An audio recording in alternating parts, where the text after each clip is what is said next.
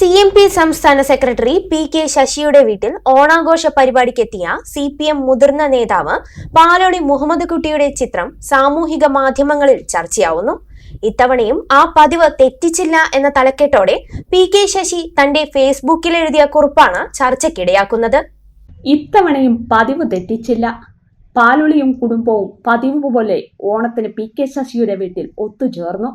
വർഷങ്ങളായി തുടരുന്ന കുടുംബ സൗഹൃദം ഈ ഓണക്കാലത്ത് കൂടുതൽ ഊഷ്മളമാവുകയാണ്.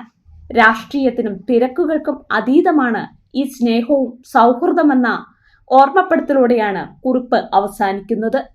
PK ശശി പാർട്ടിക്കെതിരെ മത്സരിച്ചെങ്കിലും ശശിയുമായുള്ള ബന്ധത്തിന് തകരാറൊന്നുമില്ലെന്നായിരുന്നു കഴിഞ്ഞ നിയമസഭാ തെരഞ്ഞെടുപ്പ് ദിനത്തിൽ മാധ്യമപ്രവർത്തകരുടെ ചോദ്യത്തിന് പാലോളി മുഹമ്മദ് കുട്ടിയുടെ മറുപടി. തന്റെ അന്നത്തെ നിലപാടിന് അടിവരയിടുന്നതാണ് തിരുവോണ ദിനത്തിലെ ഈ സൗഹൃദ സംഗമം.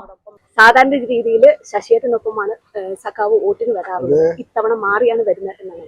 അതിപ്പോ ഈ സമയം തെറ്റിയതാണ്.